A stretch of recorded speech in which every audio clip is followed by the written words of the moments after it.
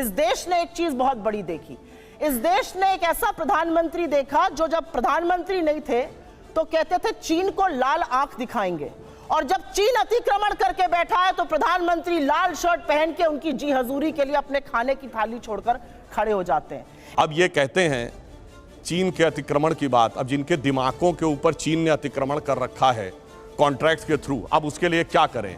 China को हमने, अब ये लोग ये बहुत सेंटेंस बोलते हैं, चाइना को हमने, चाइना के शी जिनपिंग को झूला झुलाया था। बताएं कैसा झूला झुलाया उन्होंने?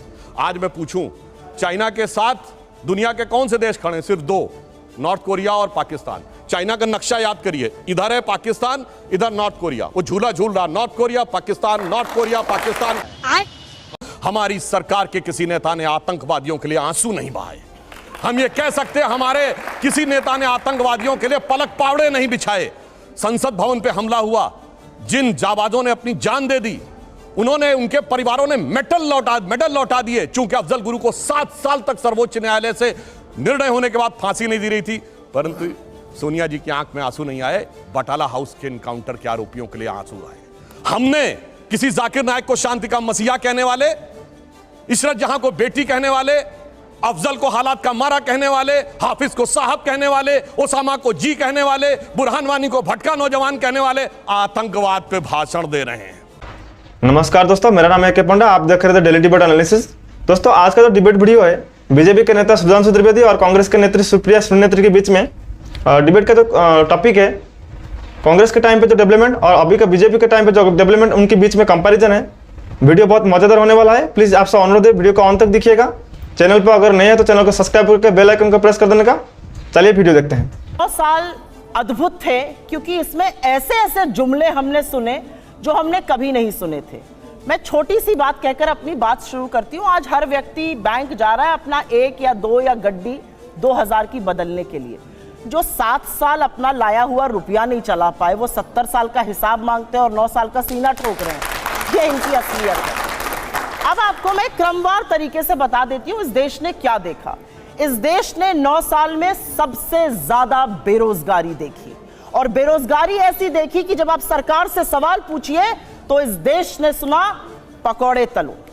इस देश ने महंगाई देखी, और जब महंगाई का मुद्दा उठाया गया तो कहा गया हम लहसुन प्याज नहीं खाते हैं। इस देश ने सुना, आगे सुनिए, इस देश में बोला गया 15-15 लाख सबके अकाउंट में आएंगे।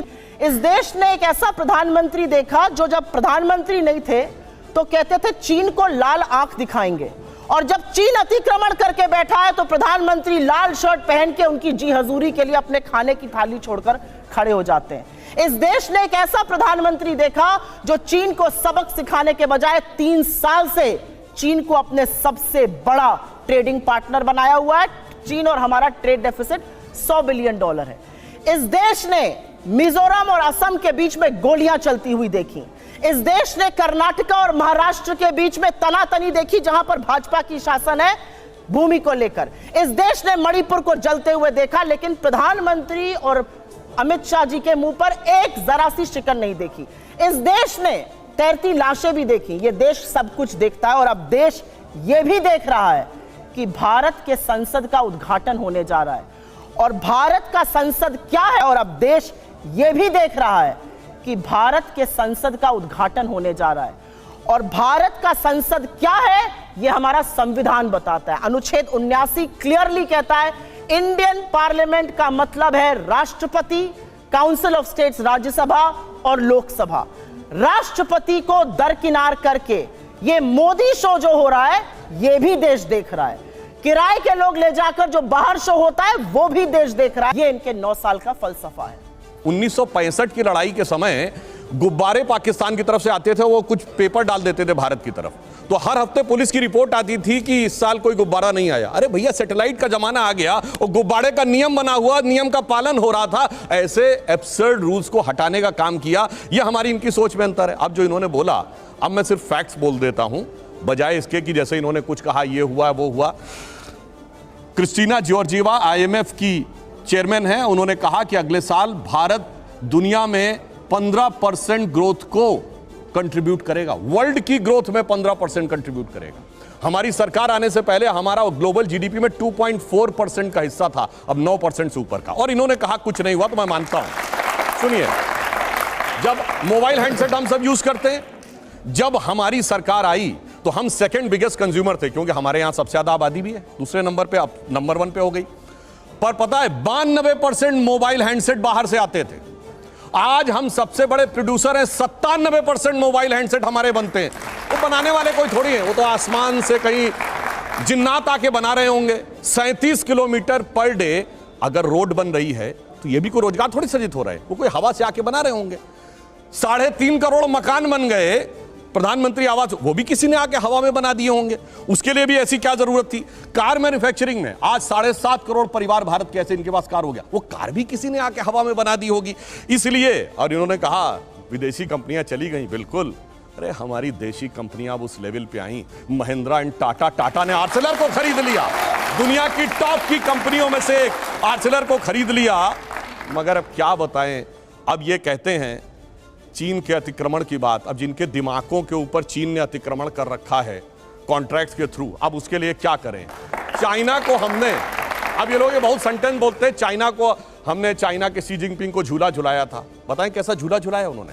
आज मैं पूछूं, चाइना के साथ दुनिया के कौन से देश खड़े? सिर्फ 2, नॉर्थ कोरिया और पाकिस्तान। चाइना का नक्शा याद करिए, इधर है पाकिस्तान, इधर नॉर्थ कोरिया। वो झूला झूल रहा, north Korea Pakistan, north Korea Pakistan, north Korea Pakistan. $1 billion का हम लोगों ने एप्पल के फोन एक्सपोर्ट किए हैं, असेंबल करके ही। 25% आईफोन 14 भारत में बने हैं। इसे कहते हैं व्हाट्सएप यूनिवर्सिटी या राहुल गांधी यूनिवर्सिटी, आप जो भी समझ लीजिए।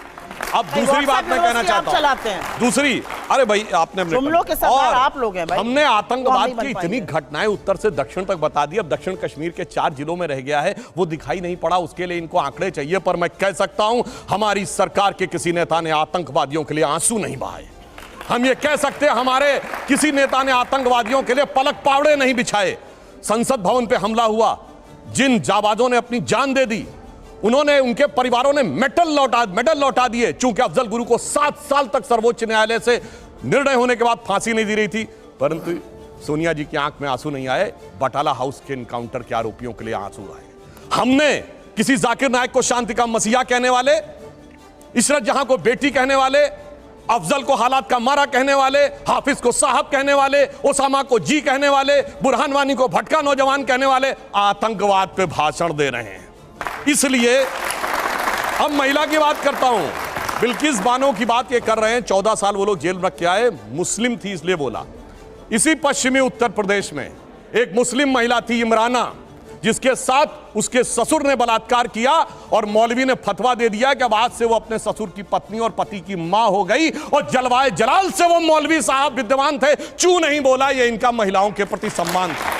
हमारे यहां किसी ने नैना साहनी को तंदूर में जलाया, छोड़िए वो सब आरोप प्रत्यारोप। मैं तो 100 बात की बात कहना चाहता हूं, वो कहां गए उन लोगों का सम्मान करते थे जिन्होंने कश्मीर वैली में लिखा, छोड़ के चले जाओ हिंदुओं से और अपनी बेटियों को छोड़ जाओ। वो गिरजा टिक्कू जिसके साथ सामूहिक बलात्कार के बाद आरे से काट दी गई और चू नहीं निकला किसी के मुंह से। वहां एक किसी महिला एक के साथ नहीं, पूरी कम्युनिटी के साथ हुआ और सब मौन साधारण किए रहे, क्योंकि वो सेक्युलरिज्म का सुंदर संगीत था, उससे इनको वोट मिलने थे। कहते हैं आईएसआई भारत की धरती पे नहीं था। मैडम, आपकी सरकार के समय में रिपोर्टें हैं आईएसआई के कितने मॉड्यूल्स काम कर रहे थे, और जो आप बता रही हैं वो कहानी तो बहुत पुरानी हो गई। उसके बाद तो जो ठुकाई हुई कहां, उरी में, जो कुछ हुआ बालाकोट में, उसके बाद Imran Khan as prime minister of Pakistan बोले पाकिस्तान की नेशनल असेंबली में, जो हिंदुस्तान ने किया है बालाकोट में उससे ज्यादा कुछ खौफनाक ये लोग करना चाह रहे हैं। आप ये सोचिए, आप शांति के कबूतर उड़ाते थे और हमने बाज उड़ाए हैं गुरु गोविंद सिंह जी की। बजाओ ताली, पहलवान बैठे 1 महीने से, बजाओ ताली।